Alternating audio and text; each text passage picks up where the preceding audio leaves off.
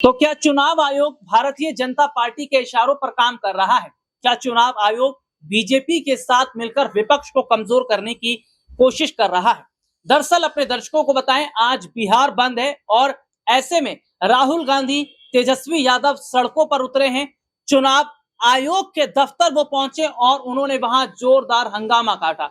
बीते काफी समय से ये कहा जा रहा है कि चुनाव आयोग बीजेपी के इशारे पर काम कर रहा है और ऐसे में ये देखा जा रहा है कि चुनाव आयोग अगर निष्पक्ष काम नहीं करेगा तो चुनाव आयोग के खिलाफ कोर्ट में शिकायत की जाएगी, ये विपक्ष कह रहा है।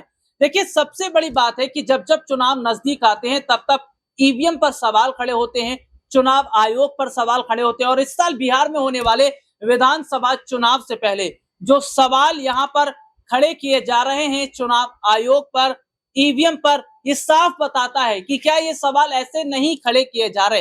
हाल ही में असदुद्दीन ओवैसी ने तो यहां तक कह दिया था कि बिहार में चुपके से एनआरसी लागू करने की बात चल रही है।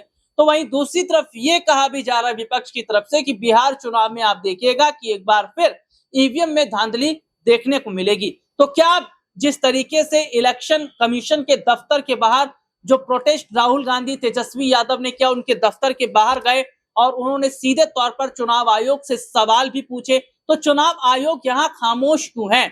आखिरकार क्यों नहीं चुनाव आयोग ये खुलकर कह रहा, ये साफ क्यों नहीं कर रहा कि नहीं ऐसा नहीं है? तो क्या वाकई माना जाए कि चुनाव आयोग की यहाँ पर मिली भगत जरूर नजर आ रही है? और चुनाव आयोग के जो प्रमुख ज्ञानेश कुमार की बात करें तो उन्होंने राहुल गांधी को मिलने का समय जरूर दिया था, लेकिन कांग्रेस ने भी कुछ शर्तें रखी थी जिन शर्तों को चुनाव आयोग ने नहीं माना था। हालांकि अब ये देखा जा रहा है कि क्या चुनाव आयोग अगर बीजेपी के साथ मिलकर काम कर रहा है तो बिहार चुनाव के अंदर क्या बीजेपी को बड़ा फायदा होता नजर आएगा या फिर चुनाव आयोग के खिलाफ विपक्ष कोर्ट जाता नजर आएगा?